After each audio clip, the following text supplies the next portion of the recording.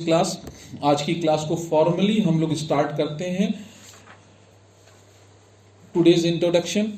Today is 15th February 2024। 15th February 2024। Day is Thursday. Time is about 5:30-40 PM in Lucknow.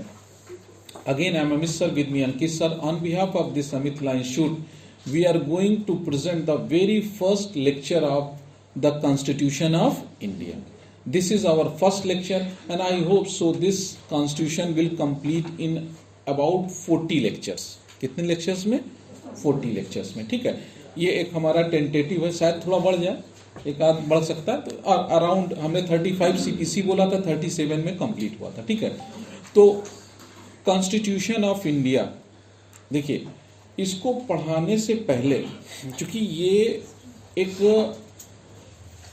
Basic act है, ये basic law है, lakes फोरी या जो भी आप कहें, लेक्स लॉ है, जो ग्रैंड नॉर्म है। जब हम आपको जूरिस्प्रूडेंस पढ़ाएंगे तो केल्सन कहते थे ना, एक ग्रैंड नॉर्म होता है जिसको बेसिक नॉर्म कहते हैं, और उसी से सारे नॉर्म्स अपना फोर्स डेराइव्ड करते हैं। तो कॉन्स्टिट्यूशन ही एक्चुअली ऐसा लॉ है जिससे सारे ऑर्गन्स अपना फोर्स पावर डेराइव करते हैं। देखिए ये जो कॉन्स्टिट्यूशन है ना, इसका 26 जनवरी 1950 को अडॉप्ट और इनेक्ट किया गया था। अच्छा देखिए, ये किसी असेंबली से पास लेजिस्लेटिव एक्ट नहीं है, इसीलिए इसमें एक्ट वर्ड नहीं जोड़ सकते। क्यों? क्योंकि इसको पार्लियामेंट ने पास नहीं किया था, इसको हम ही लोगों ने बनाकर, अपने पीपुल ऑफ इंडिया ने बनाया और अपने सिटीजन्स को दिया, यानी हम ही लोगों ने बनाया, हम ही ने अडॉप्ट किया, यानी ये लेजिस्लेटिव लॉ नहीं है। This is not a legislative law. यह सीपीसी लेजिस्लेटिव लॉ थी, 1908 में पार्लियामेंट ऑफ ब्रिटेन ने पार किया था, आ गई थी। ये पास नहीं किया, ये अडॉप्ट किया गया। तो ये एकदम अलग सी चीज है। इसको बनाने के लिए ऐसा पॉसिबल ही नहीं है कि इसको एक दिन में बनाया जा सकता था, है ना। 2 साल 11 मंथ और 18 डेज लगे, मगर ये भी तब लगा when we have a constituent assembly and the member of constituent assembly जो 389 थे, ठीक है, वो constituent assembly जो संविधान के लिए constituent assembly बनी थी, वो लोग acquainted थे, attuned थे रूल ऑफ गवर्नेंस से, जो ब्रिटिशर्स ने इन सक्सेशन हमें दिया था। तो पहले एक लेक्चर 1950 के पहले का, फिर हम लोग दूसरे लेक्चर से स्टार्ट करेंगे 1950 से। 1950 के पहले के लिए आपके पास नोट्स में लिखा होगा, एक बेसिक हिस्ट्री लिखी होगी, ठीक है, भेजा है हमने। और उससे भी ज़्यादा इम्पॉर्टेंट है, आपको हम लोगों ने टेलीग्राम पे भेजा है, ठीक है, कुछ एक्ट्स की समरी भेजी है, वो आपके टेलीग्राम पे है। जो बच्चे नहीं हैं, जो नहीं पाए हैं, वो आज जाते समय अंकित सर से बोलेंगे तो उनको एकोमोडेट कर लिया जाएगा, मिल जाएगा। मगर थोड़ा समझिए, पहले इसको समझते हैं। कॉन्स्टिट्यूशन ऑफ इंडिया क्यों पढ़ना है? इसलिए साहब पढ़ना है कि एक तो ये कॉन्स्टिट्यूशन है, जानना चाहिए। दूसरा, इसका जो प्रैक्टिकल एस्पेक्ट है कि ये जीएस में भी आता है पॉलिटी के रूप में, ठीक है। लॉ में लॉ फर्स्ट यानी मेंस का जो सब्सटेंटिव लॉ का पेपर होता है, उसमें 50 मार्क्स का कंपलसरी आएगा रिटन पेपर में। और जीएस का जो पेपर होता है 200 में, उसमें हम लोग मान के चलते हैं, वेरिएबल है, करीब 50 से 50 to 100 मार्क्स का ये पॉलिटी रहता है, प्रिलिमिनरी में भी रहता है। और उससे ज़्यादा कॉन्स्टिट्यूशन को पढ़ने से हमारा साइकोलॉजिकल डेवलपमेंट होता है, ठीक। इसीलिए इसको पढ़ाना पड़ता है। कॉन्स्टिट्यूशन ऑफ इंडिया के साथ एक वर्ड जुड़ता है, पॉलिटी, ठीक। एक्चुअली वो जीएस का पार्ट होता है, मगर अपने यहाँ जो सर हैं वो हिस्ट्री पूरी पढ़ा देंगे, ज्योग्राफी साइंस पढ़ा देंगे, मगर वो कहते हैं पॉलिटी आप ही डील कर लीजिएगा, जिससे कि एक यूनिफॉर्मिटी रहे ना। हमने कुछ पढ़ाया, उन्होंने पॉलिटी पे कुछ और पढ़ाया, तो उससे अच्छा, ड्यूअलिटी से अच्छा यूनिफॉर्मिटी रहे। तो वो सर मुझे ही कह देते हैं कि आप 1-2 दिन की क्लास ले के और जो कुछ एक्ट्स हैं उनको बता दिया करिए, जिससे कि उनका काम केवल पॉलिटिकल और हिस्टोरिकल डेवलपमेंट की बात हो। इसीलिए 1 से 2 दिन का लेक्चर हम लोग इस पे ले लेते हैं, उसके बाद अपना लॉ पे आ जाते हैं। अभी बेसिक बैकग्राउंड को पढ़ाने से पहले हमारे जो सिलेबस में कॉन्स्टिट्यूशनल लॉज हैं, कॉन्स्टिट्यूशनल लॉज हैं। कॉन्स्टिट्यूशन ऑफ इंडिया तो सिंपल सा है ना, एक स्केलेटन आपके पास है तो एक एक्ट, उसको बोलते हैं कॉन्स्टिट्यूशन ऑफ इंडिया, जिसमें 395 आर्टिकल होंगे, पार्ट्स होंगे, शेड्यूल होगा, वो कॉन्स्टिट्यूशन ऑफ इंडिया है। उस कॉन्स्टिट्यूशन ऑफ इंडिया के साथ अगर हम लोग प्लस कर दें कन्वेंशंस, जो परंपराएं ऐड होती हैं, कन्वेंशंस, कुछ लेजिस्लेटिव लॉज और सबसे ज्यादा इंटरप्रिटेशन बाय सुप्रीम कोर्ट यानी केस लॉज को, तो constitution of India plus case laws plus conventions, अगर इनको हम जोड़ दें तो यही क्या बन जाता है, कॉन्स्टिट्यूशनल लॉज। हमें पढ़ना क्या है, कॉन्स्टिट्यूशनल लॉज, यानी constitution plus interpretation plus case laws plus conventions and practices adopted in India. ये सब मिलाकर इसको हम लोग क्या बोलेंगे, कॉन्स्टिट्यूशनल लॉज। ठीक, कॉन्स्टिट्यूशनल लॉज पढ़ाने से पहले एक दिन का हम लोगों ने डिस्कस किया कि एक थोड़ा सा फ्रेमवर्क, क्योंकि सर आइवर जेनिंग्स, जिनका नाम आगे चल के कई बार हम लोग पढ़ेंगे, क्योंकि he was a very good critic, वो बहुत अच्छे क्रिटिक हैं, वो इंडियन कॉन्स्टिट्यूशन को बहुत बेहतरीन तरीके से क्रिटिसाइज करते हैं, इसीलिए हम लोगों ने उनको क्या बोला, क्रिटिक। अब वो क्रिटिक क्यों थे, उसका एक माहौल है, क्योंकि 1951 या उस जमाने में उनको मलाया, श्रीलंका और इधर आपका पाकिस्तान, हर जगह के कॉन्स्टिट्यूशनल मेकिंग कमेटी में बुलाया गया, बड़े ऑथर थे, सर थे, नाइटहुड पाए हुए थे, इंडिया वाले लिफ्ट ही नहीं दिए। तो अगर आप किसी को लिफ्ट ना दो, अब सोचो यहाँ लखनऊ में लॉ का बात हो रहा हो, अमित सर को लिफ्ट ना दो तो हम भर भर के क्या करेंगे, केवल कमी देखेंगे। सर आइवर जेनिंग्स का यही दिक्कत थी, उनको 1951 में इसी के लिए मद्रास यूनिवर्सिटी में बुलाया गया कि आप कॉन्स्टिट्यूशन ऑफ इंडिया के बारे में बोलिए। अलादी कृष्ण मूर्ति बैठे हैं वहाँ, कॉन्स्टिट्यूशन जो नहीं ड्राफ्टिंग कमेटी के मेंबर थे, और 3 दिन में कम से कम 300 कमियां गिना डाले। अलादी कृष्ण मूर्ति ने एक एक करके रिप्लाई दिया इनको एसेज में लिख के, हालांकि डेस्टिनी कुछ मंजूर था, पहले ही कृष्ण मूर्ति साहब की डेथ हो गई, और जेनिंग साहब ने कहा ये कॉन्स्टिट्यूशन ज़्यादा दिन चलने वाला नहीं, बड़ा कंफ्यूजिंग है, लॉन्ग है, प्रोफ्लिक्स है, अननेसेसरी वर्ड्स लिखे गए हैं, और ये सब बोल बाल के गए कि लंबा नहीं चलेगा, और वो जहाँ जहाँ बनाए वो सब 5-5 साल में खत्म हो गया। और डेस्टिनी देखिए ये अभी तक 2024 है ना, चल रहा है। उन्होंने कहा ये लंबा नहीं चलने वाला है, ये क्योंकि इसमें बहुत बड़ा कंफ्यूजन है। इस सर आइवर जेनिंग्स जो कहते थे Indian constitution is federal with strong centralising tendency, बड़ा अच्छे उनके स्टेटमेंट है, एग्जाम में आते हैं, हम लोग डिस्कस करेंगे। तो वो क्रिटिसाइज करते थे, क्यों करते थे वो सब हम लोग अभी डिस्कस करेंगे, और उनका एक स्टेटमेंट बड़ा प्यारा है, कहते every constitution is a air of past. Every constitution जो आप देखते हो ना, it is a air of past and testator of future. यानी जो कॉन्स्टिट्यूशन है ना, ये पास्ट का एक मिरर है। पास्ट का क्या है, ये एयर है, उत्तराधिकारी। ये पास्ट की घटनाओं का इसमें रिफ्लेक्शन मिलेगा और फ्यूचर के लिए रोड मैप मिलेगा। तो ये कहते हैं कॉन्स्टिट्यूशन कैसा होना चाहिए, तो इनका written constitution must be heir of past, उसमें हिस्टोरिकल बैकग्राउंड हो, और फ्यूचर के लिए उसमें क्या होना चाहिए, रोड मैप। तो यही कहते हैं every constitution is a air of past and testator of, भविष्य के लिए ये वसीयत, टेस्टेटर का मतलब क्या होता है, वसीयत करता, टेस्टामेंट ना, ये फ्यूचर के लिए उस कंट्री का फेट डिसाइड करता है। तो every constitution is a air of past and testator of future. इसी को देखें, एयर ऑफ पास्ट, यानी ये जो हमारा कॉन्स्टिट्यूशन है ये भी कहीं न कहीं पास्ट की बहुत सी चीजों को अपने में रखा है, तो एकदम सही रखा है। क्यों, क्योंकि हमारे अगर हम लोग डिस्कस करें, if we discuss about the past history of constitution, तो इसको हम लोग कह सकते हैं प्री 1950 एरा। और अगर हम 1950 एरा की पहले बात करें तो हमारे कॉलोनियल मास्टर्स थे ब्रिटिशर्स ना। भारत में वैसे देखा जाए ना तो रोमिला थापर की किताब आती है एडमिनिस्ट्रेशन इन इंडिया करके, ठीक है, उसमें उन्होंने भारत में हिस्ट्री जब पढ़िएगा तो उन्होंने 3 तरह के एडमिनिस्ट्रेटिव सिस्टम की बात की है। ये अपार्ट फ्रॉम द लॉ है, 3 तरह के एडमिनिस्ट्रेटिव सिस्टम्स की बात की जिसने इम्पैक्ट डाला इंडिया पे।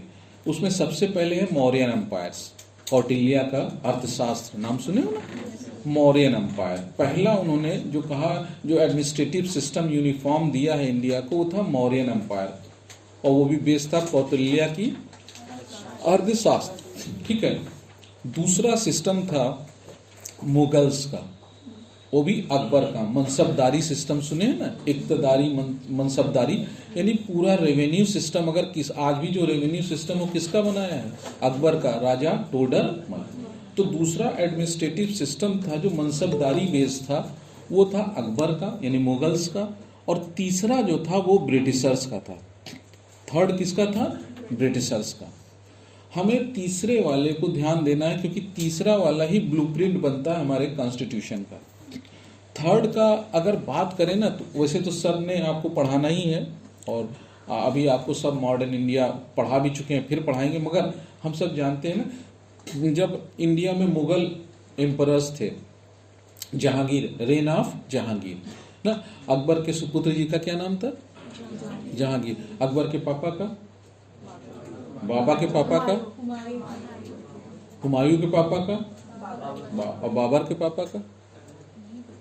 कोई नहीं, चलिए कोई नहीं, जितना जानते हैं अभी ज्यादा है, ठीक है।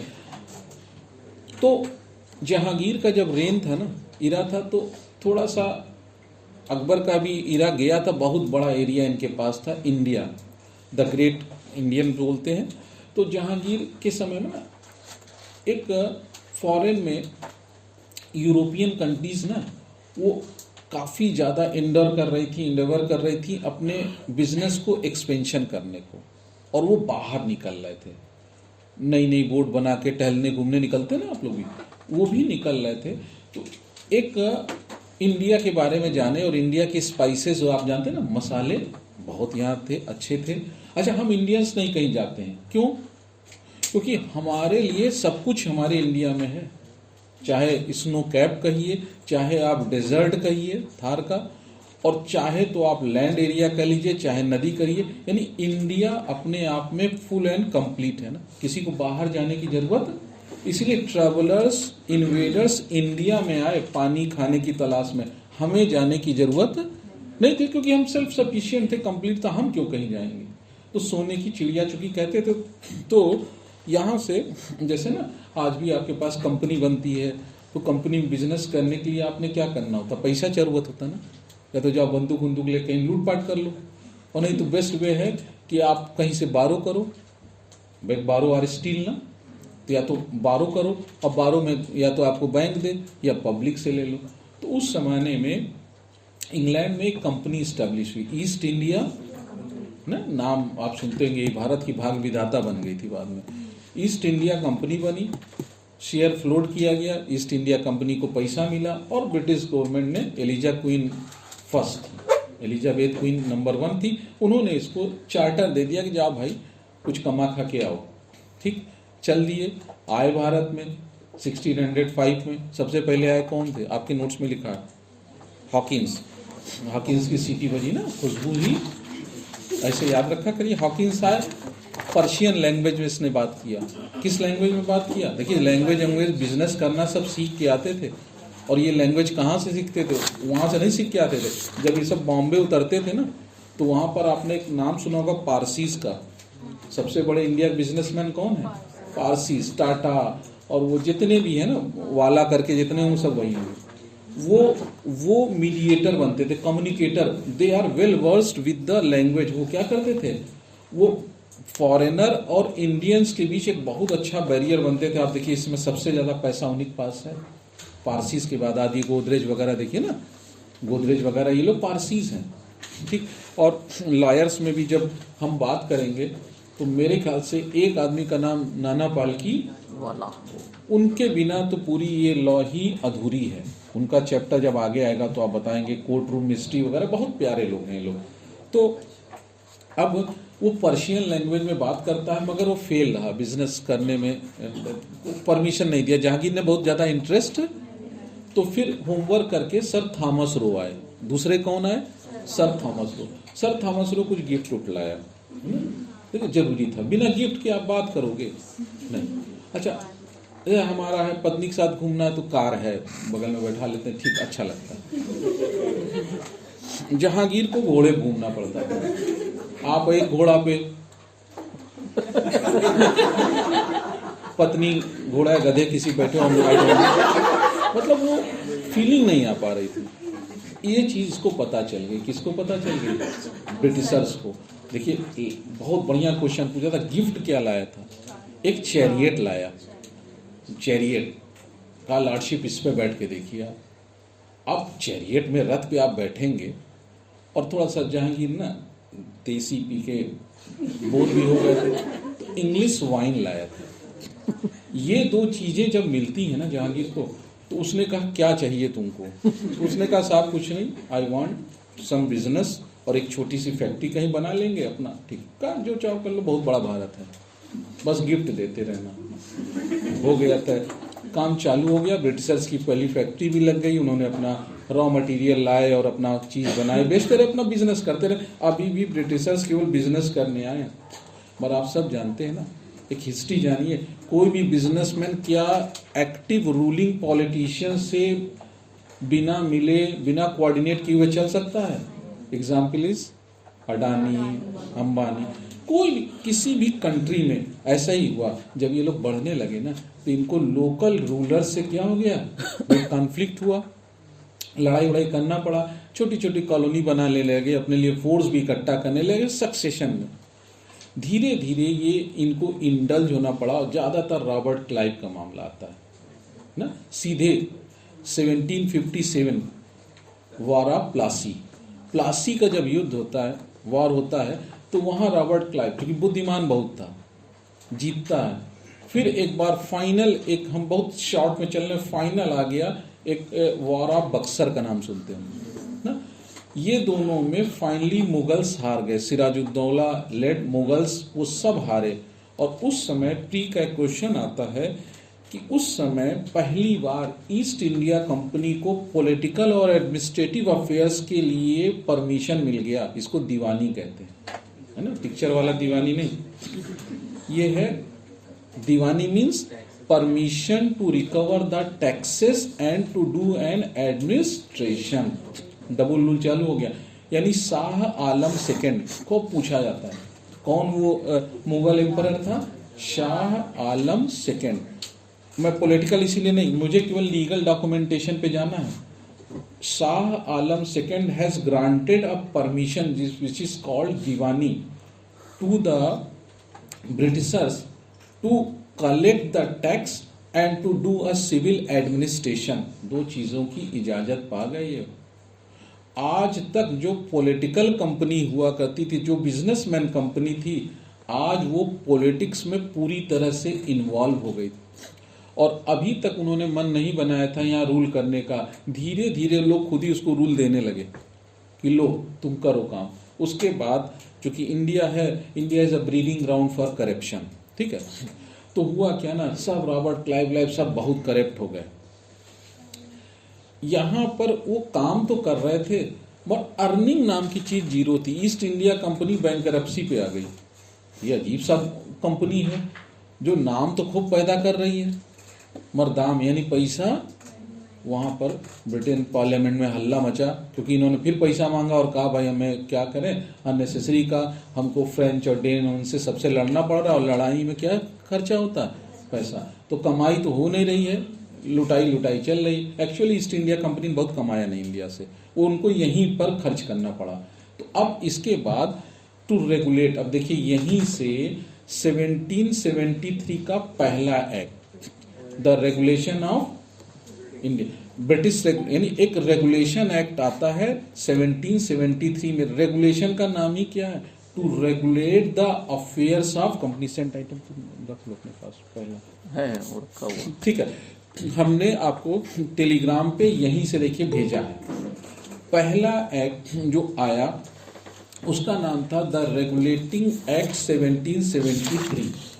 ये रेगुलेटिंग एक्ट है, ये रेगुलेट करने के लिए है। थोड़ा सा ब्रिटिश पार्लियामेंट ने कंपनी के अफेयर्स में अब रेगुलेट करने लगी। कहीं ऐसा तो नहीं ये सब कमा खा रहे हो, यहाँ कुछ हमसे लोन ही लोन ले रहे हैं। तो रेगुलेट करने के लिए एक रेगुलेटिंग एक्ट आता है और इस रेगुलेटिंग एक्ट में सेंट्रलाइजिंग यानी सेंट्रलाइजेशन का एक फाउंडेशन स्टोन डाल दिया गया।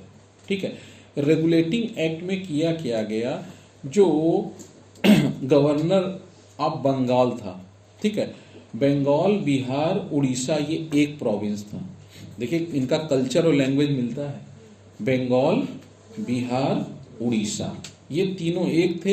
इसका जो गवर्नर था ना, हर प्रोविंस में गवर्नर होते थे ना, ठीक है, इसका जो गवर्नर था वॉरेन हेस्टिंग, उसको इस एक्ट में गवर्नर जनरल बना दिया गया।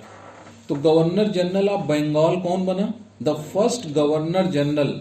ये देखिए मैं दो शब्द बोल रहा हूं, the first governor general of Bengal.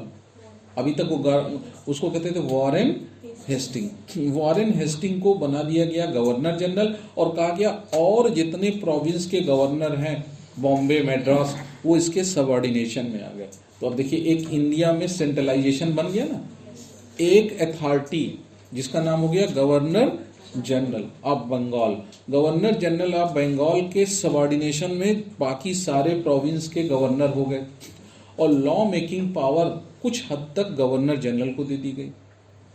इसी समय सुप्रीम कोर्ट ऑफ इंडिया का भी स्टैब्लिशमेंट हो गया, केवल क्रिमिनल मैटर में एक बनी सुप्रीम कोर्ट ऑफ इंडिया। और यहाँ देखिए वॉरेन हेस्टिंग है गवर्नर जनरल और सुप्रीम कोर्ट में 3 ब्रिटिश जज रखे गए, फॉरेनर जज रखे गए और चीफ जस्टिस जो बनाए 3+1 थे, मेरे ख्याल 3+1 थे ना। Elijah Impey, the first CJI जो सुप्रीम कोर्ट के बने थे, वो कौन बने थे? एलिजा एम्पे, क्योंकि वो हिस्ट्री आप सबको हमेशा याद रहती होगी ना, एक कंट्रोवर्सी हुई थी राजा नंद कुमार की। एक राजा नंद कुमार थे, बड़े राजा थे, वो बंगाल के राजा थे। कुछ वो बिजनेस कर रहे थे, तो हुआ ये था कि कुछ पैसे का लेन देन था, उसमें वॉरेन हेस्टिंग भी इन्वॉल्व थे। सब खाते कमाते थे इंडिया में, ठीक, इंडिया में बड़ा मजा आता, खाओ कमाओ, ठीक। मगर राजा नंद कुमार ने वॉरेन हेस्टिंग की कुछ कंप्लेंट कर दी थी क्राउन के सामने, यानी हाउस ऑफ लॉर्ड्स में कुछ राजा नंद कुमार की क्या, अरे राजा नंद कुमार ने किसकी कंप्लेंट कर दी थी? वॉरेन। इसको ये दिल में लिए बैठा था, कुछ राजा नंद कुमार के खिलाफ चीटिंग का केस चलाया। इसको कहते हैं रूल अगेंस्ट लेक्स फोरी। कायदे से चीटिंग का केस अगर इंडिया में चल रहा है तो लॉ की कौन सी लगनी चाहिए? इंडियन लॉ ना। मगर चूंकि एक काउंटर पार्ट राजा नंद कुमार का ब्रिटिशर था जिसको इन्होंने पैसा दिया था, तो इसमें ब्रिटिश लॉ लगाई और ब्रिटिश लॉ में चीटिंग की सजा डेथ पेनाल्टी थी। क्या थी? और राजा नंद कुमार को कुछ भी सुना उना नहीं गया और इनको डेथ पेनाल्टी दे दी गई। किसके इशारे पे? Warren Hasting, the most corrupt person, ठीक। उसके बाद जब राजा नंद कुमार ने सुप्रीम कोर्ट ऑफ इंडिया में अपील की, सुप्रीम कोर्ट बनी थी, उसमें चीफ जस्टिस कौन थे? Elijah Impey. ये भी किसके मित्र थे? Warren Hasting. उन्होंने अपील का परमिशन डिसमिस कर दिया, क्योंकि देखिए जो इंडिया की अपील थी वो प्रीवी काउंसिल में जाती थी। कहाँ जाती थी? और प्रीवी काउंसिल में अपील फाइल करने से पहले you have to take the prior permission of supreme court. Supreme court में राजा नंद कुमार ने परमिशन लेना चाहा, उनके परमिशन को क्या कर दिया? डिनाई का। It is not fit subject matter to file an appeal in a Privy Council in England. As a result Raja Nand Kumar को क्या हुआ? Death penalty. मगर वो हल्ला बहुत हो गया, इस पे पहले उनका इम्पीचमेंट प्रोसेस स्टार्ट हुआ वॉरेन हेस्टिंग का, और एक बार कमीशन बना जो करप्शन की जांच हुआ। खैर चलिए, वो तो उन्हीं के लोग थे तो उनको मुक्त किया गया, मगर इनको पोस्ट से हटा भी दिया गया। रेगुलेशन एक्ट का काम यही था कि करप्शन चेक करना, मगर करप्शन रैम्पेंट हो गया और बढ़ने लगा। पिट्स इंडिया एक्ट लाए बोर्ड। अब देखिए पिट्स इंडिया एक्ट जब 1784 में आई है, उसमें भी एक काम किया गया। अब डायरेक्टली जो हमारे ब्रिटिश पार्लियामेंट थी उसने डायरेक्टली 2 बोर्ड बनाए, एक बोर्ड ऑफ कंट्रोल और एक बोर्ड ऑफ कोर्ट का। एक पॉलिटिकल अफेयर्स चेक करेगा और एक कंपनी के बिजनेस को देखेगा। यानी कंट्रोल अब कौन धीरे धीरे ले रही है? क्राउन। इसीलिए 1773 से 1858 का जो इरा होता है ना, उसको कहते हैं ईस्ट इंडिया कंपनी इरा। कहाँ से कहाँ तक?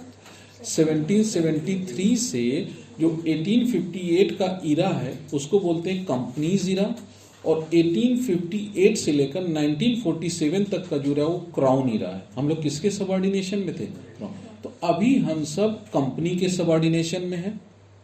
करप्शन चेक करने के लिए टेलीग्राम पे मैंने आपको भेजा, 2 एक्ट पास कराए गए, रेगुलेशन एक्ट और पिट्स इंडिया एक्ट, वो भी फेल हुआ। मगर धीरे धीरे ईस्ट इंडिया कंपनी के हाथ में 2/3 पोर्शन इंडिया का आ गया।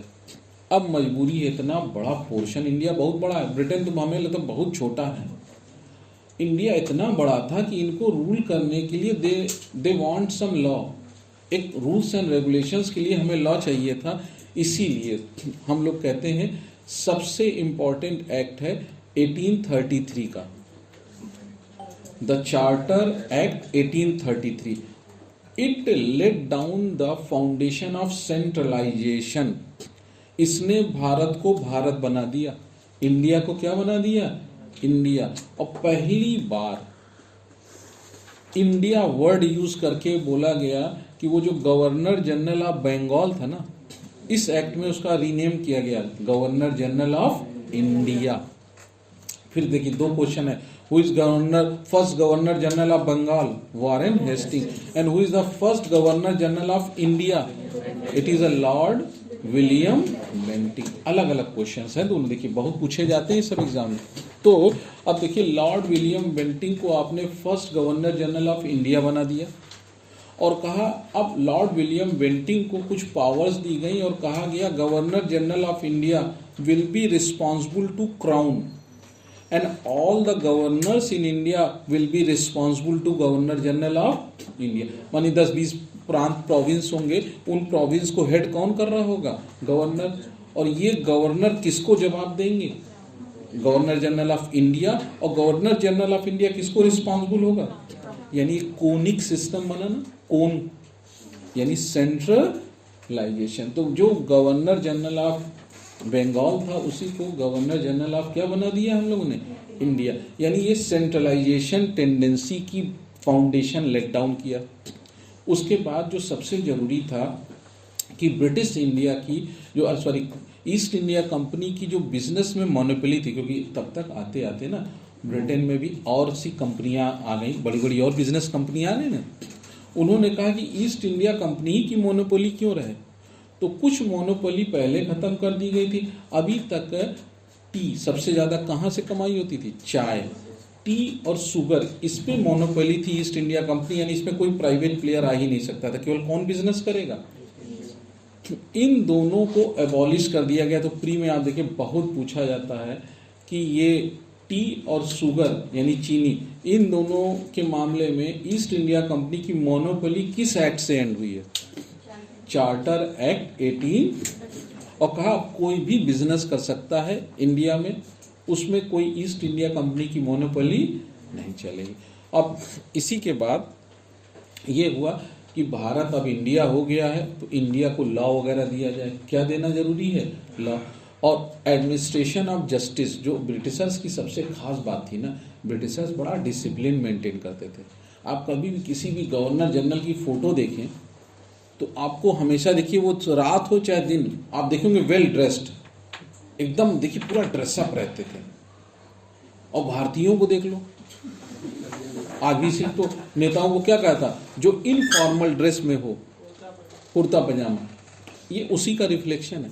Britishers well dress, discipline, administration of justice, they strictly follow these things. उनका डिसिप्लिन, उनका एडमिनिस्ट्रेशन ऑफ जस्टिस, उनका रूल ऑफ लॉ बहुत परफेक्ट था।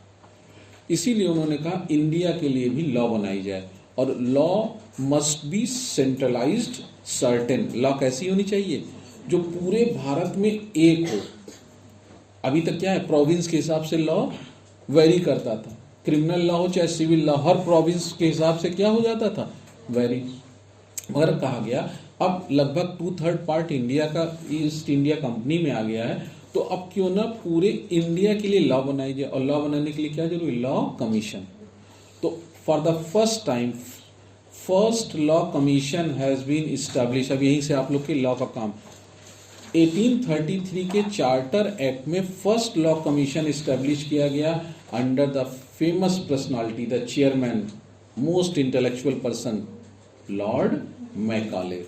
बहुत बड़ा एजुकेशनिस्ट था, जिसने आज आप सबको बाबू वाला प्रैक्टिस सिखा दिया, रटने वाला ना, ये लॉर्ड मैकाले का था। लॉर्ड मैकाले ने को बनाया गया first chairman of the first law commission in India. Lord Macaulay को बनाया गया और लॉर्ड मैकाले कहा गया कि कुछ सेंट्रल लॉ बनाओ। कौन सी लॉ बनाओ? सेंट्रल लॉ बनाओ जो पूरे इंडिया में चलती हो। आप जानते हैं पहली लॉ कौन सी बनी? इंडियन पीनल कोड, जिसको प्रेजेंट गवर्नमेंट अब हटाने को है। अभी तो नहीं हटाई तो समझ लीजिए। इंडियन पीनल कोड 1860 में 16 साल लगा बनाने में। हम 16 महीने में एक लॉ बनाना चाहते हैं। ये पॉसिबल तब है जब एक लॉ हो, उसके ऊपर इनोवेशन। डॉक्टर अब्दुल कलाम कहते थे, जो हमारे फॉर्म ये इंडियन जो है ना, वो हम लोग इन्वेंटर नहीं है, इनोवेटिव हैं। ऑडी लाएंगे बाहर से, उसमें थोड़ा पहिया वहिया बदल देंगे, साइलेंसर ऊपर कर देंगे, खेत में चलाएंगे। This is called innovative. Bharat में इनोवेशन बहुत है, इन्वेंशन नहीं। तो अब एक चीज हमें मिल जाए, उसी में थोड़ा सा हम इम्प्रूवमेंट कर लें। मोबाइल है, आप देखेंगे मोबाइल हमने नहीं बनाया, मगर भारत में इतना रील बनाते हैं कि मोबाइल बनाने वाले भी थक गए होंगे कि यार ये कैसे संभव है। क्या क्या मोबाइल में हैकर्स, ऐपर्स, ये सब हैं। क्योंकि हम लोग इंडियंस बाय बर्थ इनोवेटिव हैं, जुगाड़ है। नोट्स मिल गया, एक उधर का नोट्स मिला, 3 को छापा, अपना एक बना दिया। इनोवेटिव। इसीलिए आपको आजकल एआई आ गई है ना, अब तो डिसर्टेशन बनाना भी नहीं, उसमें डाल दो, कर दो, ऐसा लगाना जो कोई आज तक लिखा ना हो, उसमें लिख के दे देगा, वो करते हैं सब ये। तो अब देखिए, फर्स्ट लॉ कमीशन ने आईपीसी बना दी और 1862 से चालू भी हो गई ना। अब देखिए, इसके बाद अब जो सबसे इम्पोर्टेंट एक्ट आ रहा, हम एक्ट पे ही चल रहे हैं और ये आपके पॉलिटी का पार्ट भी होगा। इसके बाद जो इम्पोर्टेंट एक्ट आ रहा है, नोट्स में देखिए, हमने जो टेलीग्राम पे भेजा 1853 वाला है ना, देखिए द चार्टर एक्ट अपने सेंट आइटम 1850 एक्ट 53। देखिए, एक बहुत इम्पोर्टेंट एक्ट आ रहा है 1853 का। क्यों इम्पोर्टेंट है? Separation of legislative and executive functions of governor general. अब देखिए ये क्यों इम्पोर्टेंट है। अभी तक जो गवर्नर जनरल ऑफ इंडिया था ना, वो लॉ भी बना रहा है और उसका एडमिनिस्ट्रेशन भी कर रहा है, यानी एग्जीक्यूटिव और लेजिस्लेटिव फंक्शन उसी में वेस्ट कर रही है और अपने एडवाइजर्स के साथ काम कर रहा है। फॉर द फर्स्ट टाइम 1853 के चार्टर एक्ट में, टेलीग्राम पे हमने भेजा, 1853 के चार्टर एक्ट की जो सबसे खासियत है कि इसमें गवर्नर जनरल ऑफ इंडिया के लिए 2 काउंसिल इस्टेब्लिश की गई, एक लेजिस्लेटिव काउंसिल और दूसरा एग्जीक्यूटिव। यानी गवर्नर जनरल ऑफ इंडिया को एडवाइस देने के लिए उसके पास 2 काउंसिल उनको दिया गया। यहाँ सेपरेशन ऑफ पावर आ गया ना। मॉन्टेस्क्यू एक फिलोसफर हैं, आगे चल के बताएंगे, बहुत बताना इसमें। मॉन्टेस्क्यू एक कॉन्सेप्ट देते हैं सेपरेशन ऑफ पावर। कहते हैं एग्जीक्यूटिव, लेजिस्लेचर, जुडिशरी, ये तीनों अलग अलग होने चाहिए। कोई 2 आपस में मिल जाएंगे तो एनार्किज्म, डेपोटिज्म चालू हो जाएगा और कंट्री रूल ऑफ लॉ से govern. There must be separation of. इसी को फोकस करते हुए देखिए 1853 के चार्टर एक्ट में गवर्नर जनरल ऑफ इंडिया को एडवाइस देने के लिए 2 काउंसिल हो गई। पहले केवल एग्जीक्यूटिव काउंसिल थी, अब कितनी हो गई? एग्जीक्यूटिव काउंसिल और दूसरी लेजिस्लेटिव काउंसिल का काम था लॉ बनाने में गवर्नर जनरल को एडवाइस देना, और एग्जीक्यूटिव काउंसिल का काम है उसको इम्प्लीमेंट। एग्जीक्यूटिव का क्या काम होता है? टू इम्प्लीमेंट द लॉ, और लेजिस्लेचर्स का क्या काम होता है? To make the law. तो अब देखिए, सबसे इंपॉर्टेंट, जब घर पे नोट करिएगा तो सबसे इंपॉर्टेंट है 1853 का 2 काउंसिल बनाई गई। मगर अभी भी ध्यान रखिएगा, इसमें कोई इंडियनाइजेशन नहीं है, इसमें कोई भारतीय व्यक्ति ना लेजिस्लेटिव काउंसिल में है और ना ही एग्जीक्यूटिव। धीरे धीरे ब्रिटिशर्स आपको कंसेशन दे रहे हैं, एक साथ नहीं, जानते हैं गामड़ है, एक साथ इनको दे देंगे, अभी सब चौपट कर देंगे। धीरे धीरे ब्रिटिशर्स आपको through carrot and stick policies वो आपको कंसेशन दे रहे हैं। और अभी भी 1853 में जो चार्टर बनाया गया उसमें देखिए एग्जीक्यूटिव और लेजिस्लेटिव काउंसिल बनाया गया और इन दोनों को अलग अलग किया गया। और चलिए, और उसमें क्या था? फिर है वही 1853 पढ़ दें इसको पूरा। हाँ charter act 1853, separation of legislative and executive functions of governor general council, established a separate governor general legislative council which came to be known as Indian Central Legislative Council. The legislative wing of the council functioned as a mini parliament, adopting the same procedure as British Parliament. ठीक है। It introduced an open competition system of selection and recruitment of civil servants. Civil services open to the Indian also. Accordingly, the Macaulay Committee on Indian Civil Services was appointed in 1854. अच्छा, इसमें ज़्यादा मैं political और historical में नहीं जा रहा हूँ कि who is called as father of Indian civil services ना, इसलिए मैं नहीं जा रहा हूँ। वेलेजली वगैरह जो भी होंगे, हम इसमें वो आपका हिस्ट्री वाले सर करेंगे। हम केवल किस पे फोकस कर रहे हैं अपने आप को, लेजिस्लेटिव डेवलपमेंट्स जो फाइनली आपको कॉन्स्टिट्यूशन बनाने में मदद किए। ठीक है, तो अब देखिए चार्टर एक्ट में अब पहली बार कानून बनाने का अलग और कानून का इम्प्लीमेंटेशन करने की अलग बॉडी बनी, यानी legislative council to advise governor general of India in making law और एग्जीक्यूटिव काउंसिल। ठीक, इसके बाद आप जानते हैं एक सिपाही म्यूटिनी हो गई और आखिरी कील ईस्ट इंडिया कंपनी में ठोक दी गई। अब ब्रिटिश पार्लियामेंट ने कहा कि ईस्ट इंडिया कंपनी के पास अब कुछ ऐसा नहीं है कि उसको हम दें, और 1958 से एक एक्ट पास करके ईस्ट इंडिया कंपनी के रूल को एंड किया गया और कहा गया now India is under direct control of crown. अब सीधे सीधे 1858 से हम लोग किसके कंट्रोल में हो गए, और इस एक्ट ने जो गवर्नर जनरल ऑफ इंडिया थे उनको एक नया नाम दे दिया वायसराय। तो गवर्नर जनरल ऑफ इंडिया का एक और नाम क्या हो गया, वायसराय। लॉर्ड कैनिंग थे ना, लॉर्ड कैनिंग का समय बहुत लंबा है। एक बार आपके पीसीएसजे में आ गया था, आईपीसी जब इम्प्लीमेंट हुई है, यानी जब आईपीसी 1 जनवरी 1862 को, तो who was the governor general of India, Lord Canning ही तो थे। लॉर्ड कैनिंग ही थे। लॉर्ड कैनिंग का टेन्योर बहुत लंबा था। पूछा इस तरह के क्वेश्चन देखिए, बहुत ही अब आजकल इनोवेटिव क्वेश्चन पूछते हैं। तो अब देखिए उसमें पूछा था आईपीसी जब इम्प्लीमेंट हुई, आधे तो यही कहा अभी इन्फोर्समेंट डेट पूछेगा, नहीं पूछा। उसने कहा उस समय गवर्नर जनरल ऑफ इंडिया कौन थे, तो लॉर्ड कैनिंग, उनका टेन्योर लंबा था। ठीक, तो अब देखिए एक अब ईस्ट इंडिया कंपनी हटाई गई तो साथ में board of director and control उंट्रोल करने का खत्म हुआ, और इंग्लैंड में एक मिनिस्ट्री क्रिएट की गई। जैसे ना भारत में मिनिस्टर्स होते ना, एक वहां मिनिस्टर बनाया गया फॉर इंडियन अफेयर्स, उसका नाम रखा गया secretary of state for India. एक मिनिस्टर वहां पोर्टफोलियो क्रिएट किया गया और उसका नाम दिया गया secretary of state for India, और उसको एडवाइस करने के लिए एक इंडियन काउंसिल बनाई गई, उसमें 15 मेंबर ब्रिटेन में रखे गए। तो अब देखिए ब्रिटेन में इंडियन अफेयर्स के लिए एक मिनिस्टर बना दिया गया ना, एक कैबिनेट मिनिस्टर, उसका नाम क्या रखा गया, secretary of state for India. अच्छा, ये लीगल बॉडी थी, it can sue and it can be sue. आप जितना केस देखते होंगे उसमें लिखा था versus secretary of state for India, ये लीगल बॉडी थी, it can sue and it can be. तो आपको अगर ब्रिटिश गवर्नमेंट को स्यू करना है तो आपको secretary of state for India को सूट फाइल करना पड़ेगा। ठीक, अब देखिए secretary of state of India England में बैठते थे और भारत में वायसराय, जिसको आप बोलते थे गवर्नर जनरल ऑफ इंडिया, ये दोनों आपस में कोऑर्डिनेट करके इंडिया को चलाने लगे। कंपनी का रूल पूरी तरह क्या हो गया, एबॉलिश। अब धीरे धीरे ना दिल मांगे मोर, इंडियंस कहे भाई कुछ हमको और दो। आप ठीक है गवर्नर जनरल ऑफ इंडिया बन गया है और उनका एग्जीक्यूटिव लेजिस्लेटिव काउंसिल बन गया, मगर कुछ भारतीयों को भी इसमें शामिल करें, क्योंकि यहाँ तक अब सिपाही म्यूटनी और फार्मर्स म्यूटनी होने लगा था ना।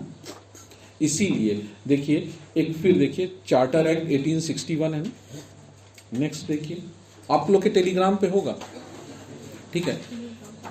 इंडियन काउंसिल एक्ट 1861, अब देखिए इंडियन काउंसिल एक्ट 1861 क्यों प्री में बहुत पूछा था, क्योंकि पहली बार जो लेजिस्लेटिव काउंसिल बनाई गई थी, कब बनाई गई थी? 1853 में ना। एक लेजिस्लेटिव काउंसिल और दूसरी, इस लेजिस्लेटिव काउंसिल का पार्शियली इंडियनाइजेशन किया गया और 3 भारतीयों को इसमें नॉमिनेट किया गया। इसमें 3 भारतीय, राजा बनारस, महाराजा पटियाला या कहीं के और होंगे, और तीसरा सर दिनकर राव। ये बहुत बार पूछा जाता, फेवरेट क्वेश्चन है ये जीएस का, कि वो पहली बार लेजिस्लेटिव काउंसिल में किस एक्ट से इंडियंस को रखा गया, तो वो है इंडियन काउंसिल एक्ट 1861। और इंडियन काउंसिल एक्ट से जो लेजिस्लेटिव काउंसिल थी जिसका काम था लॉ बनाने में एडवाइस देना, उसमें 3 इंडियन रखे गए, बनारस के महाराजा, और है ना आप लोग के टेलीग्राम पे, पटियाला के महाराजा और सर दिनकर राव, ये 3 लोगों को रखा गया। ये एक बड़ी चीज थी जिसमें इंडियनाइजेशन की एक नींव रखी। अब हम भारतीय भी शामिल होने लगे उन गवर्नर जनरल की एलीट टीम में। मगर देखिए अभी तक गवर्नर जनरल ने अपनी एग्जीक्यूटिव काउंसिल में इंडियंस को नहीं रखा। किस काउंसिल में डाला गया? लेजिस्लेटिव। और एक्चुअली कौन सी काउंसिल थी जो उनको मेन एडवाइस करती थी? एग्जीक्यूटिव। धीरे धीरे कुछ और बातें बढ़ने लगी, तब तक इंडियन नेशनल कांग्रेस आ गई। कौन आ गई? Indian national Congress. ये पॉलिटिकल है, मैं नहीं उस पर डिस्कस करूंगा, हिस्ट्री पढ़िएगा। 1885 में ना A.O. ह्यूम ने क्या बनाया? एक इंडियन नेशनल कांग्रेस बनी। इंडियन नेशनल कांग्रेस के बनते ही फिर एक एक्ट पास हुआ, और वो एक्ट था इंडियन काउंसिल एक्ट। देखो 18, यहां फिर थोड़ा सा इनलार्ज किया गया। देखिए क्या लिखा है, इंडियन काउंसिल एक्ट 1892 अच्छा, ये मैं लिखवा नहीं रहा हूं क्योंकि सब हमने भेज दिया टेलीग्राम पे। जो बच्चे हैं अपने आप नोट करिए, क्योंकि लिखवाने लगेंगे ना तो हम लोग इतिहास में ही बैठ जाएंगे, वर्तमान नहीं पहुंच पाओगे ना। इसलिए अंकित सर बस पढ़ दे रहे, सुन लीजिए।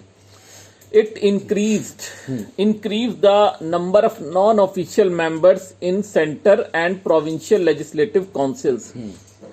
Number 2, it increased the functions of legislative council and gave them the power of discussing the budget and addressing questions to the executive.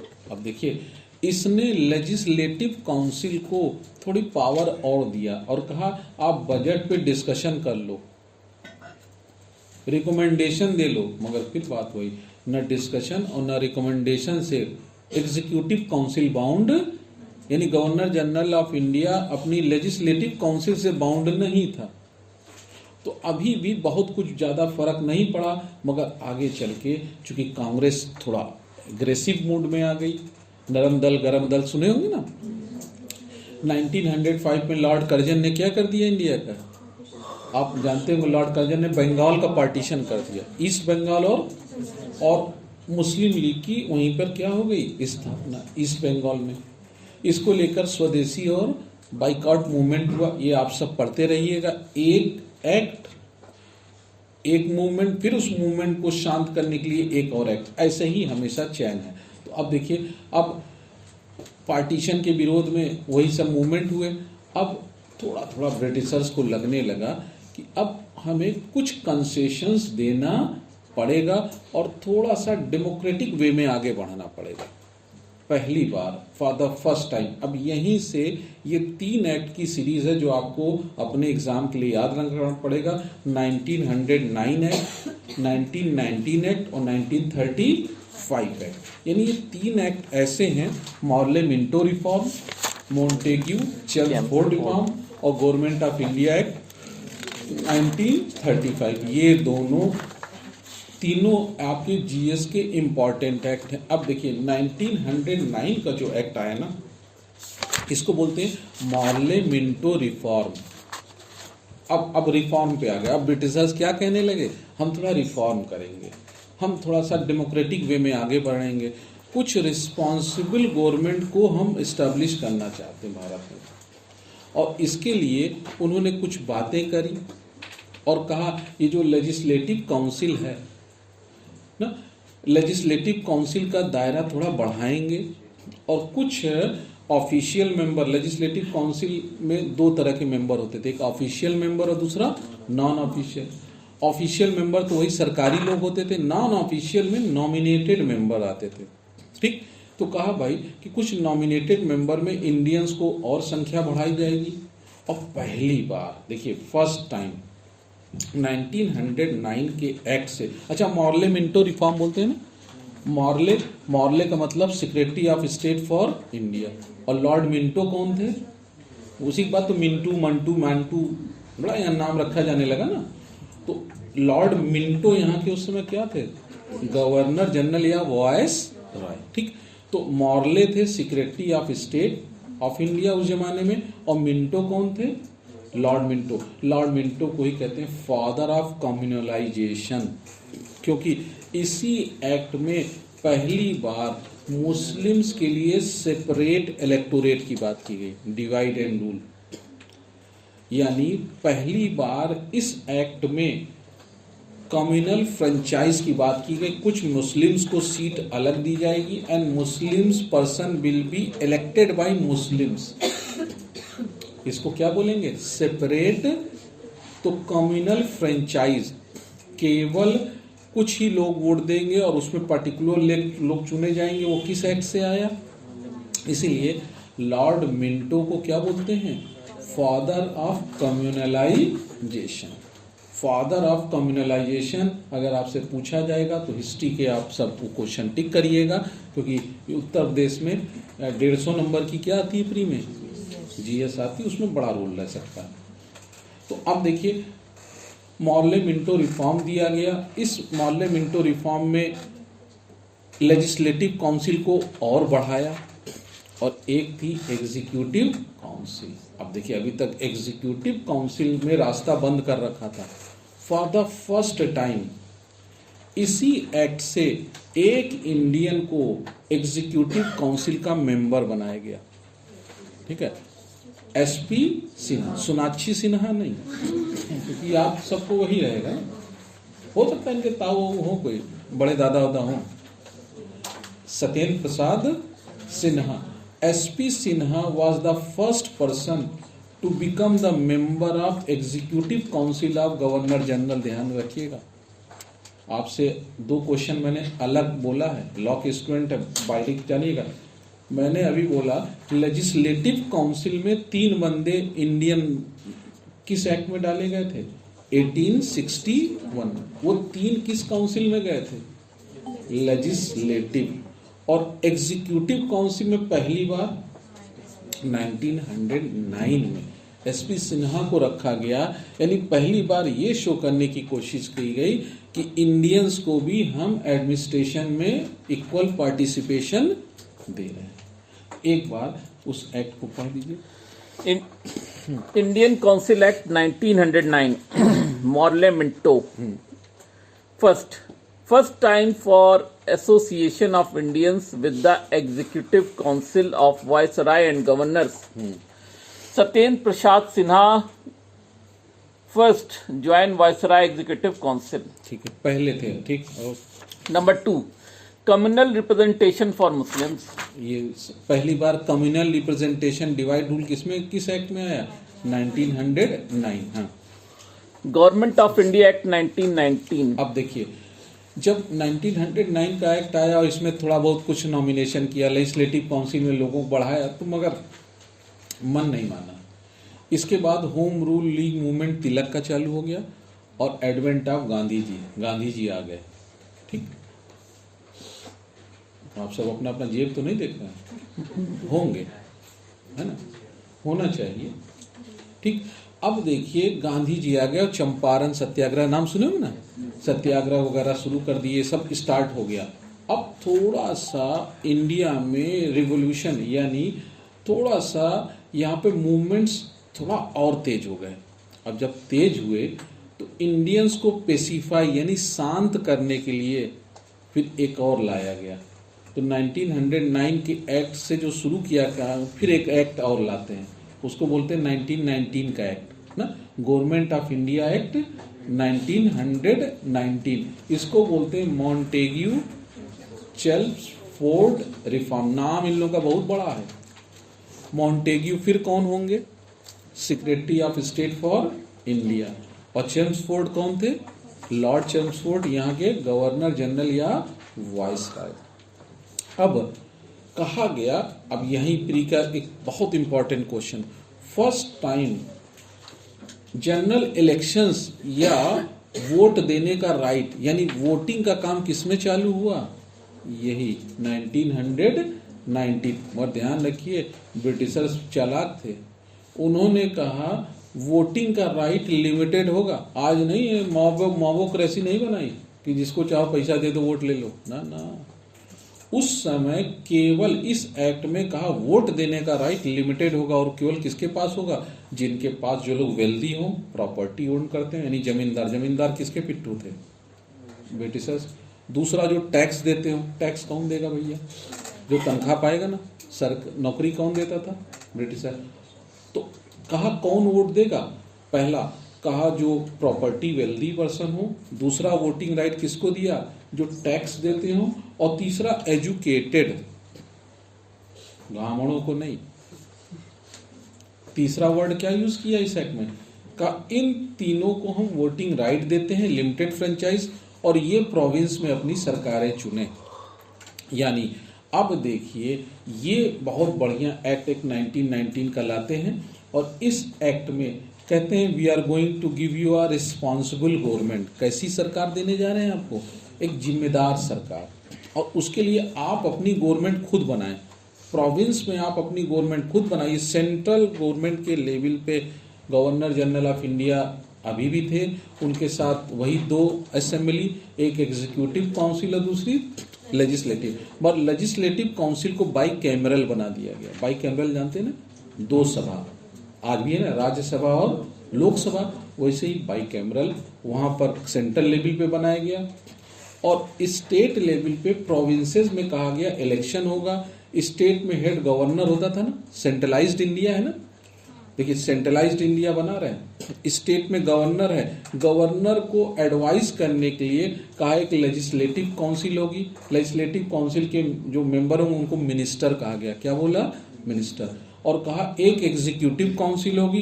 वही देखिए काउंसिल में फिर 2 ही बता रहा हूं, चाहे सेंट्रल लेवल पे हो चाहे स्टेट। एक लेजिस्लेटिव काउंसिल और दूसरी एग्जीक्यूटिव काउंसिल। अब देखिए प्रोविंस पे इसमें एक बार पूछा जाता है कि कॉमन इलेक्शन किससे स्टार्ट हुआ? इस एक्ट से। फिर पूछा डायरकी सिस्टम। डायरकी सिस्टम पहली बार किस एक्ट में इंट्रोड्यूस हुआ? द डायरकी सिस्टम इंट्रोड्यूस, ये सब तो थोड़ा थोड़ा पढ़े होगे ना, क्लैट की तैयारी किए होगे, ठीक है, फेल होगा कोई नहीं, ठीक है, बहुत से पास भी हुए हैं, कोई नहीं। देखो फेल और पास का कोई फार्मूला है ही नहीं। क्यों नहीं है? अगर फेल होगे तो कुछ सीखोगे। हमेशा क्या होता है, आप तो सीख के ही तो जाते हो, तो वो हिस्ट्री याद होगी जो क्लैट में एक आध कोचिंग किए होगे तो उसमें मिला होगा। मैम लोग बहुत कूद कूद के पढ़ाती हैं, देखिएगा, देखें बहुत कूदती है ना मैम लोग, पढ़ाती हैं, कूद कूद के पढ़ाती हैं। ऑनलाइन में हम सुने, बड़ा एकदम जबरदस्त परफॉर्मेंस रहता है, खतरनाक परफॉर्मेंस। ये कि ज्यादा कूदते हैं तो जल्दी छट जाते, फिर दूसरा आ जाता है, क्योंकि स्केप वेलोसिटी ज्यादा होती है। और जो एकदम बिना काम का है, खाली है, वो कहीं नहीं हिलेगा। हमारे तरह आदमी बैठा दो यहीं पे, आज भी बैठे हैं और कल भी बैठे हैं, 20 साल से यहीं बैठे हैं, खड़े थे अब बैठे हैं, ऊपर वाला बड़ा है, बंदा बैठा है, ठीक। अब आइए, हम लोग डिस्कस कर रहे थे इस एक्ट में कौन सा सिस्टम लाए हैं? डायरकी। इंट्रोड्यूस इन प्रोविंस। प्रोविंस में कैसे डायरकी किया? जिसपे लॉ बनाया जाता है ना, लॉ बनाने का होता है, तो सब्जेक्ट को 2 पार्ट में डिवाइड कर दिया और कहा जो स्टेट के गवर्नर होंगे, एक होगा रिजर्व्ड सब्जेक्ट। रिजर्व सब्जेक्ट में वो एडवाइस मानेंगे किसकी? Executive council. अब देखिए स्टेट और सेंटर 2 ही आज भी है ना, सेंट्रल लेवल पे कुछ सब्जेक्ट्स रखे गए, उसमें लॉ बनाएगी सेंट्रल अथॉरिटी, और स्टेट लेवल पे स्टेट बनाए। अब स्टेट लेवल पे एक्चुअली हेड तो गवर्नर है, पर गवर्नर किसकी राय से काम करेगा? एडवाइस से। कहा 2 काउंसिल, लेजिस्लेटिव और एग्जीक्यूटिव। लेजिस्लेटिव काउंसिल में लोग अब चुन के आने लगे, उनको मंत्री बोलने लगे, पहली बार मिनिस्टर बन गए, ठीक है, उनको क्या बनाया जाएगा, मिनिस्टर। और एग्जीक्यूटिव काउंसिल में वही है जो आज की डेट में आईएएस है, सरकार तो वही चलाते हैं ना। तो एग्जीक्यूटिव काउंसिल में वो लोग बैठे, कहा कुछ सब्जेक्ट में गवर्नर इस प्रोविंस का होगा, वो लेजिस्लेटिव काउंसिल यानी मिनिस्टर से पूछ के काम करेगा, और कुछ मामलों में एग्जीक्यूटिव। यहां भी खेल कर गए, क्या खेल किए, एग्जीक्यूटिव काउंसिल को जो सब्जेक्ट्स दिए गए, लॉ एंड ऑर्डर, टैक्सेशन, ठीक है, ये सब बड़े बड़े चीजें जिसमें कमाई थी वो किसको दे दी गई, एग्जीक्यूटिव काउंसिल को। और जो एक्सपेंडिचर वाला था, खर्चा, health, education, local self government, PWD, ये सब दिया इंडियंस को। अच्छा, कितना चालाक हैं वो आज आप समझ लीजिएगा, हमेशा जानिए Britishers are very much clever. उन्होंने कहा देखो तुम्हारा मंत्री बन गया है, गाड़ी घूम रहा है, टन टन टन टन, देखो। अब ये बताओ पैसा किसके पास है, एग्जीक्यूटिव काउंसिल के पास, और खर्चा किसको करना है, लेजिस्लेटिव काउंसिल के पास पैसा है नहीं, मगर मार कौन खाएगा, मंत्री ना। पब्लिक में बीमारी आ रही है, आपने अस्पताल नहीं बनवाया, वो कहेगा हम अच्छा हेल्थ मिनिस्टर हैं, कहेगा हाँ, मगर वेल्थ मिनिस्टर कौन है, तो कहा वेल्थ मिनिस्टर तो दूसरा। यानी काम करने का जिम्मा मिनिस्टर्स को सौंपा, और एक्चुअली मिनिस्टर्स के पास कोई एक्चुअली फाइनेंशियल पावर। अब ये काम वो 1921 में शुरू हुआ, ये काम साल भर में पता चल गया, फिर बेवकूफ बन गए। अब मास लेवल पर फिर सारे मंत्री रिजाइन किए, कहे यार फिर बना गए, सब बनना ही था ना। 1600 सेंचुरी में 1600 में जब हम लोग कबूतर उड़ा रहे थे, तो उस समय लॉर्डशिप वहां लॉ लेट डाउन कर रहे थे। आप कॉन्ट्रैक्ट में पढ़ लीजिएगा, है ना, आप पढ़िएगा कॉन्ट्रैक्ट में ट्विडिल एटकिंस और सारे केसेस कब के हैं, 1600 समथिंग के, जब आप क्या उड़ा रहे थे भारत में, कबूतर उड़ा रहे थे, तब उस जमाने में वो लॉ लेट डाउन कर रहे थे। उस समय वहां कंपनी बन रही थी, यहाँ तो कंपनी का अपने आप को नहीं मालूम था हम कौन है, ठीक, बना गए फिर बेवकूफ। अब समझ में आया, मंत्री लोग कहें झूठे मंत्री थे यार, मार खाने के लिए, पीटने के लिए हमको लगाया, और पैसा कमाने के लिए दे हैव मास रिजाइन। और उसी के बाद देखिए non cooperative movement, non cooperative movement भी स्टार्ट हो गया। रॉलेट एक्ट एक पास हुआ था ना, रॉलेट एक्ट में क्या था, बिना सुनवाई, बिना दिखाई आपको जेल में बंद करना। रॉलेट एक्ट के खिलाफ, ये सब के खिलाफ जलियांवाला बाग आप सुनते होंगे ना, अमृतसर में मास्केयर हुआ, जलियांवाला बाग कांड हो गया, सत्याग्रह मूवमेंट सब स्टार्ट हो गया। नॉन कोऑपरेशन सत्याग्रह, non cooperation movement Gandhi ji ने चला दिया इसी जलियांवाला बाग के खिलाफ, मगर एक चौरी चौरा इंसिडेंस हो गया। गांधी जी को लग गया कि मास हमारी नॉन वायलेंट हो गई, सॉरी वायलेंट हो गई। गांधी जी चाहते थे नॉन वायलेंस से, जरूरी था कि वायलेंस से जीत पाना पॉसिबल नहीं था। गांधी जी ने उसी मूवमेंट पे स्टॉप कर दिया, मगर ये तय था 1919 के एक्ट में। आप सब घर पे पढ़ लीजिएगा, मैं शॉर्ट में बता रहा हूँ। 1919 के एक्ट में तय था कि ये मशीनरी कैसे चल रही है, जो इस एक्ट ने गवर्नेंस का सिस्टम दिया है, गवर्नेंस इसी एक्ट से चालू थी। तो ये कैसी मशीनरी चल रही है, इसको एक बार चेक करने के लिए 10 साल में एक कमीशन बनेगा। 10 साल में 1919 से 1909 से 19, और उसी के बाद 1927 में साइमन कमीशन आता है। To know what is the functioning of 1919 government, उसमें फंक्शनिंग कैसी चल रही है और आगे के लिए रिकमेंडेशन क्या दिया जाए। साइमन कमीशन का विरोध हुआ, आप जानते हो, लाला लाजपत राय के ऊपर लाठी मारे थे। उसी के बाद तो सरदार भगत सिंह वगैरह क्या हो गया था, उसके बाद ही तो सब रिवोल्यूशनरी स्टार्ट हुआ था।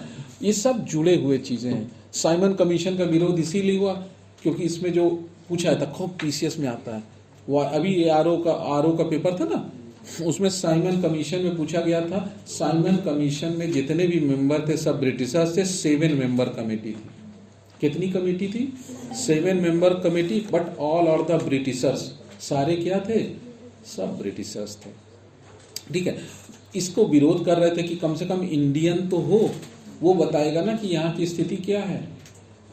मगर साइमन कमीशन का विरोध हुआ, मगर उसके बाद भी साइमन कमीशन ने रिकमेंडेशन डाल दी और रिकमेंडेशन में ये कहा गया कि अब इंडिया को और रिस्पॉन्सिबल गवर्नमेंट की जरूरत है। जो 1919 में एक रिस्पॉन्सिबल गवर्नमेंट का फाउंडेशन रखा गया, 1919 देखो है सेंट आइटम में, गवर्नमेंट ऑफ इंडिया हाँ, 1990। थोड़ा सा पढ़ दीजिए, बाकी तो उस वाले नोट्स में है बेटा जो और दिए हैं। Montague Chelmsford Reform. हाँ। First time introduction of responsible government of India. पूछा जाए पहली बार रिस्पॉन्सिबल गवर्नमेंट, जवाबदेह सरकार की नींव किस में डाली गई? 1990 में। इलेक्शन पहली बार किस एक्ट से हुआ? 19। डायरकी सिस्टम किस में इंट्रोड्यूस हुआ? प्रोविंसेस में, 1919। ये सब चीजें आपको एग्जाम में मिलनी ही मिलनी है, ठीक है। हाँ, First, it relaxed the central control over the provinces by demarcating and separating the central and provincial subjects. Number 2, subjects divided into 2 transferred reserved subjects administered by governor and legislative and executive council. This dual scheme called diarchy means diarchy double rule. Double rule ना, state level पर subject को 2 भाग में divide कर दिया गया जिसपे law बनेगी।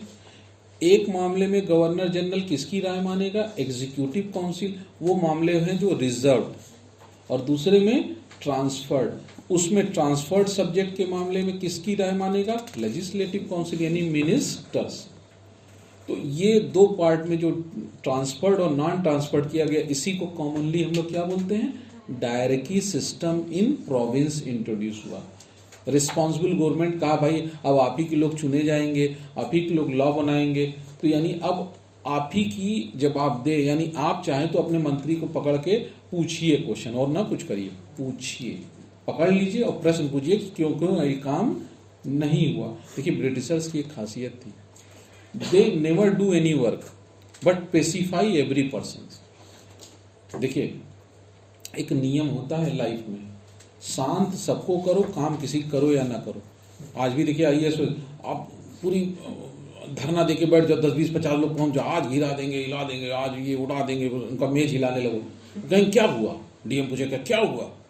आप कहेंगे हमारे गांव में पानी नहीं है। अरे ये एक छोटी सी चीज, फलाना एसडीएम इधर आओ, मार करो, हाँ नहर बननी है ना, बस आप लोग चलें, पीछे पीछे नहर आ रही है, स्पेसिफाई हो गए ना, ठीक। Do not do any work. अब आपने बैठा के पानी नहीं पिलाया सारे नेताओं को, कहा चलिए सर बस अभी पीछे पीछे सर्वे हो रहा। अब इसके बाद फिर इकट्ठा साल बर्बाद हो गए ना, फिर देखा जाएगा, उस बाद दूसरी नहर खोद देंगे, अभी ट्यूबवेल हैंडपंप लगवा देंगे जिसमें कोई जरूरत ही नहीं। तो ब्रिटिशर्स की एक खासियत थी, ठीक है, स्पेसिफाई एवरीबॉडी, सबको शांत करो। कहा अरे तुमको और जवाबदेह सरकार चाहिए, अभी कमीशन बनाता हूं, कमीशन में रिकमेंडेशन आएगी, रिकमेंडेशन के बाद टाला मटूली करके फिर आपको एक नया, तो पढ़ दीजिए। देखिए डायरकी जो है ग्रीक वर्ड है, ठीक है। अच्छा डायरकी ग्रीक वर्ड है, ठीक। हाँ। Third, it introduced bicameralism and direct election in the country. Direct election याद रखिएगा। अच्छा आपका जो एक और नोट्स दिए हैं प्रिंटेड ना, उसमें लिखा होगा 1909 में इलेक्शन, तो वहां आप कट कर दीजिएगा, वो इलेक्शन डायरेक्ट नहीं था, वो इनडायरेक्ट इलेक्शन था। तो आपके जो नोट्स में 1909 का एक्ट लिखा है, उसमें जहां पर ये लिखा होगा इलेक्शंस, तो वहां पर आप चाहें तो काट करके लिख लीजिए 1919 एक्ट। डायरेक्ट इलेक्शन कब से हुआ है? 1919 एक्ट से, 1909 के एक्ट से नहीं। हाँ। Number 3, it introduced bicameralism and direct election in the country. Thus, the Indian Legislative Council was replaced by bicameral legislative consisting of an upper house and lower house. किस पेज पे था बेटा? Second page पे ना, second page पे, second page पे 4th point है। देखिए आप सबके नोट्स में सेकेंड पेज पे 4th पॉइंट है, उस पे लिखा है इलेक्शन, तो वहां पर आप 1919 एक्ट लिख लीजिए। डायरेक्ट इलेक्शन तो इंट्रोड्यूस हो गया था उसी एक्ट से, मगर डायरेक्ट इलेक्शन किसमें हुआ है? जिसमें पीपुल से चुना हुआ, वहां पर नॉमिनेटेड थे, यहाँ किसके थ्रू है? ठीक है, 1919 का एक्ट डायरेक्टरी सिस्टम इंट्रोड्यूस कर रहा है। ठीक, थोड़ा थोड़ा काम हम लोग सीखने लगे। कितना बजे है अभी 6:50। ठीक है, हम समझ रहे हैं। थोड़ा थोड़ा क्या सीखने लगे हम लोग, सरकारी कामकाज आने लगा, मंत्री थोड़े हमारे में बनने लगे। जो आज देख रहे हो प्रधानमंत्री, उसकी नींव 1919 के एक्ट से पड़ गई थी। यानी रिस्पॉन्सिबल गवर्नमेंट बनी, मगर शांत हम लोग नहीं हुए। एक अभी बस 5 मिनट और ले लें। I know you are very much व्यस्त व्यक्ति हैं आप सब, ज्यादातर ना बिजी विदाउट बिजनेस है। जो खाली आदमी हो कभी फोन करना, भाई क्या कर रहे हो, वो कहेगा बताओ आज खाली हो, वो तुरंत पूछेगा किस समय, क्योंकि अब उसे सोचना कि खाली तो दिन भर है। और किसी बिजी आदमी को फोन कर लो जो वाकई काम करता होगा, वो तुरंत बोलेगा भैया देखो आज इतने बजे से इतने बजे तक जहां जाना वहां जाना, हमें सर कोचिंग अटेंड करना है, उसके बाद का समय बता देना तो हम आ जाएंगे। क्योंकि उसे मालूम है। और जो एकदम खाली है उसको सोचना पड़ेगा कि हमको कौन सा समय दे। देखिए जो सब में बोल दो उसी में बोलेगा बिजी बिजी, वो तो क्योंकि उस तो हर समय व्यस्त है अपने थॉट्स में, अपने विचार में। ठीक है, अब शांत। ठीक, अब हो गया सब। साइमन कमीशन आ गया 1927 में। बस सुनते रहिए। साइमन कमीशन में कितने मेंबर थे? 7, मगर ऑल आर ब्रिटिश। विरोध क्या था हम इंडियंस का कि साहब इसमें एक भी इंडियन तो रखो। ये साइमन कमीशन इसलिए आया था कि वो 1919 एक्ट के हिसाब से जो गवर्नमेंट चल रही है उसको री एग्जामिन किया जाए और फर्दर। तो साइमन कमीशन ने एग्जामिन करने के बाद रिकमेंडेशन दे दिया फेडरेशन की, कहा now India need more responsible government and we are going to move towards the federation. हम फेडरेशन की बात करने चल रहे हैं और इस फेडरेशन की बात के लिए we must have a round table conference, RTC. कहा भारतीय जो लीडर्स हैं इनका और ब्रिटेन में क्या होना चाहिए, एक कॉन्फ्रेंस होना चाहिए। First round table conference Congress ने बाइकआउट कर दिया। ठीक है, उसी समय सरदार भगत सिंह का उस हुआ था, उसका हिस्ट्री आप सब जानिएगा। सेकेंड राउंड टेबल कॉन्फ्रेंस में गांधी जी गए थे, जिसमें इरविन ने कहा था नंगा फकीर इनको बोला था ना। इरविन ने कहा मेरा खाना खाओ, गांधी जी ने कहा तुम्हारा तो खा सकते हैं, तुम जरा हमारा खाना खा के देखो। गांधी जी वही बकरी का दूध और बहुत कम खाते थे। इरविन ने कहा बहुत इसमें तो स्मेल आ रही है। तभी उसने कहा वाकई ये फकीर है जो एक कपड़ों में रहता है और जिसका खाने पीने में कोई विश्वास नहीं है। तो भी उसने कहा कि यू आर आ वाकई इंडियन फकीर, जो देखने से लग तो इतना पतला दुबला रहा है मगर मेंटली जो जितने पतले दुबले दिखते हैं वो मेंटली बहुत स्ट्रांग हो। जितना तुलतुल तो मेंटली भी एकदम ढल लगते रहते हैं। मैंने देखा, मेरे यहाँ है केस, मैंने देखा पतले वाले बहुत स्ट्रांग खाते हैं। नहीं वो सब, क्योंकि उनका तो डाइजेशन मजबूत है ना। मगर गांधी जी नहीं खाते थे, वो केवल दूध या सेब वगैरह खाते थे, ब्रेड एंड क्या टोस्ट बस। खैर चलिए क्या खाते थे इस पे हम लोग को क्या लेना है ना। 3 राउंड टेबल कॉन्फ्रेंस हुए ना, कितने हुए? 3। तीनों को अटेंड डॉक्टर भीमराव अंबेडकर ने किया था। प्री में आता है हु हैज अटेंड ऑल 3 आरटीसीज। किसने अटेंड किया था? डॉक्टर भीमराव अंबेडकर। और गांधी जी ने कौन सा? दूसरा वाला। अच्छा, इसी समय आप देखिएगा, मैंने आपसे बताया था ना फादर ऑफ कम्युनलाइजेशन कौन था? लॉर्ड मिंटो ना। मुस्लिम्स के लिए separate electorate, divide and rule अभी धीरे धीरे बढ़ रहा है। मुस्लिम्स के लिए हम नोट्स में लिख के दिए, मुस्लिम्स के लिए 1909 में, आगे 1919 में जब आए तो उसमें एंग्लो इंडियंस के लिए, क्रिश्चियंस के लिए, सिख के लिए, बौद्धिस्ट के लिए, इन सब के लिए सेपरेट इलेक्टोरेट किसमें रख दिया गया? 1900। और बात तो तब बढ़ गई जब 1931 में मैकडोनाल्ड अवार्ड आता है और जिसमें कहा गया भारत में एक डिप्रेस्ड क्लास है जिसको शेड्यूल कास्ट और शेड्यूल कहा, इनका भी सेपरेट इलेक्टोरेट होना चाहिए। अब गांधी जी वही अनशन पे बैठ गए थे ना, पूना पैक्ट साइन हुआ, फिर कहा गया, गांधी जी ने कहा मैं विरोध में नहीं हूं सेपरेट इलेक्टोरेट के, मगर इनके लिए सीट तो रहे, मगर they must be elected by common franchise. इनको वोटर इनके वही होने चाहिए। आज भी वही सिस्टम है ना, सीटें रिजर्व रहती हैं मगर वोटिंग हम सबको मिलता है ना।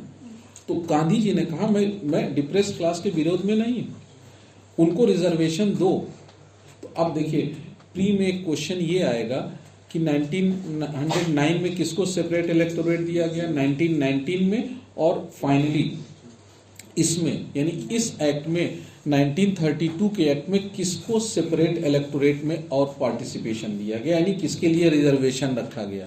तो 1932 में इस पे और डिस्कशन हुआ और कुछ वीमेंस को, लेबर्स को और डिप्रेस क्लास को इनको भी दे दिया गया। और आप जानते हैं आज 106 सबसे लेटेस्ट अमेंडमेंट कौन सा है, 106 पढ़िएगा ना, उसमें वीमेंस का 33% क्या रख दिया। जो ब्रिटिशर सीट डाल गए ना रिजर्वेशन का, उसको हमारी सरकार थोड़ा और बढ़ा रही है, फ्लोरिश कर रही है, उसको पानी नहीं दे के बढ़ा रही है। वो खत्म नहीं हुआ, वो धीरे धीरे क्या हो रहा है, बढ़ता जा रहा है। तो अब 15 मेरे ख्याल से 33% ना, पूरा अब इलेक्शन होगा तो अब की देखिएगा पूरा चेंज हो जाएगा, अच्छा लगेगा पार्लियामेंट। क्यों, कलरफुल रहेंगे, लोग आएंगे। 33% कौन आएंगी, ठीक है, अच्छा रहेगा। वो इसी बार से चालू शायद होना है ना। खैर वही 106 याद रखिएगा, सबसे लेटेस्ट अमेंडमेंट कौन सा है, 100 वीमेन रिजर्वेशन। हम इस पे डिस्कस करेंगे बाद में, ठीक। ये सब सेपरेट इलेक्टोरेट की बात होने लगी और बाकी बातें अब हम कल करेंगे क्योंकि काफी पन्ना सब बंद हो चुका है। थोड़े देर का और क्लास रहेगा, उसके बाद सीधे हम लोग किस पे आ जाएंगे, फ्रेमिंग ऑफ आवर कॉन्स्टिट्यूशन। तो चलिए आज की क्लास हम लोग यहीं रोकते हैं, कल फिर जीएस की क्लास और साथ ही साथ लॉ की क्लास में मिलेंगे। Thank you very much.